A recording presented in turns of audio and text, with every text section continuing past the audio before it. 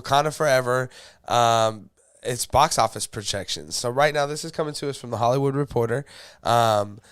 Basically, right now, Wakanda Forever is tracking for $175 million plus debut, which is huge, right? We haven't had $100 million opening since, like, I believe, was it Top Gun we said? It feels, whatever, it was either that or it had to be Thor or, one of those, which still was a while ago. This is super exciting. Right before we got cut off, I was talking a lot about the cultural significance of this movie and how much I enjoy that and how much Ryan Coogler brings to these films, how much the costume designer brought to this film with all this culturally significant stuff. Again, here's the picture of Shiri with this. I mean, all of this is amazing, man. The neck garb stuff and the earrings and the dots, all of it is very cool. And we're going to see a lot of that, I guarantee you. And, of course, then we'll have Kendrick Lamar, right? That Rihanna's going to be in it. Yep. So it looks like Riri could be coming back and making her music return because she's been kind of MIA for some years now too. Right. But it makes sense too. It's a very fitting time because, again, the king is gone, right? And, and also what I was saying right before we got cut off was about when we got in here to the theater. When we get in there, we're going to be all bright-eyed and bushy-tailed and happy because we're finally going to see Wakanda Forever. But as soon as the movie starts, we're going to quickly be hit with a lot of emotion and overcome with a lot of feeling that this is deep and this sucks, and I didn't want to remember all these feelings that I felt, a couple years ago when we heard about Chadwick Boseman's passing. So, but I think still that they got to hit us with that funeral scene pretty quick.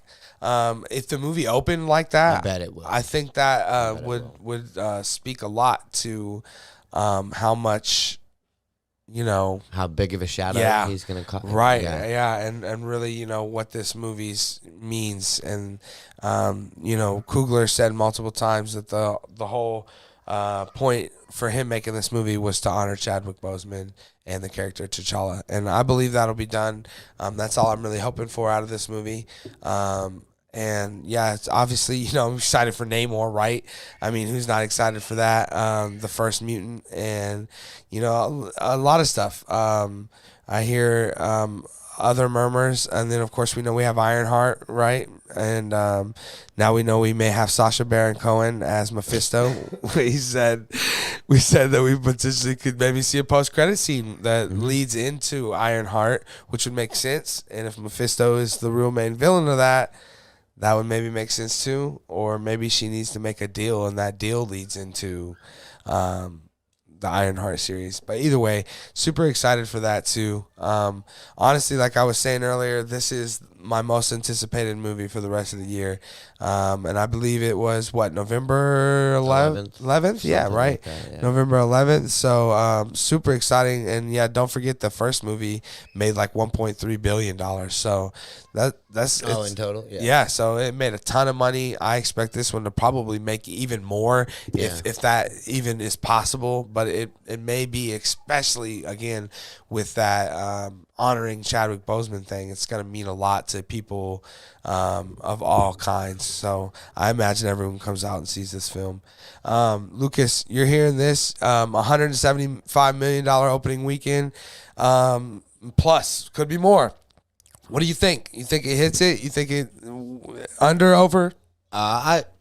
If not over, right at the line. It's definitely not going under. I mean, I know that things have changed, obviously, post-pandemic and whatnot. But I remember when Black Panther 1 came out, when it was like just the first couple weekends when it was just skyrocketing, soaring. I remember what you're talking about how, African-American community, it sticks together. Right. And I love that, man. Like I love to be able to get in there and be like, Martin Freeman, Evan, whatever. Right. And that, but I love that too, because they finally, like, we finally all get our own superheroes. We finally all get superheroes that represent us. And man, that's beautiful. And that really shows in the numbers that, the first one brought people out, and I fully expect it, especially in light of everything that's happened since 2018 or whatever, but specifically Chadwick Boseman's passing. I think that he is our king, and people are going to come out to pay their respects, I think. Yeah, for sure. Like I said, we're still looking for those all white outfits. Just got to figure out what. I gotta get them tailored. Yeah, got to figure out exactly what I want to wear. So I wish I was Jaden Smith rich. I would just buy a all white Black Panther suit, like a full blown one. Yeah, and just wear that. That would be cool. Right, no doubt. Well, we just go get one from Walmart, spray paint it white. Yeah, but that. Yeah, I'm talking about a real. I know. Right, but yeah. But yeah, so again, I'm super excited. I believe this movie probably hits over 175. It may do 250. I mean, you just never know with these things, especially with the Marvel films. The first one did so well. I imagine all those people are going to come back, and like I said, then you're going to have all the Latin other American community too, now with Namor, right. But then you're also gonna have all the people who in the Marvel Cinematic Universe, just again that was their king too. So you have like a whole bunch of different crowds that you can get out to this film, and I think that we're gonna see a lot of people go to theaters to see this. Yeah, and so I'm super excited. I can't wait to see it. Like I said, it's my most anticipated left for the year. So if it's November 11th, that'd be probably November 10th for us. And yeah, I mean, that's not that far away when you really start to think about it. I mean, like 20 days. Right? That's nothing. That's crazy.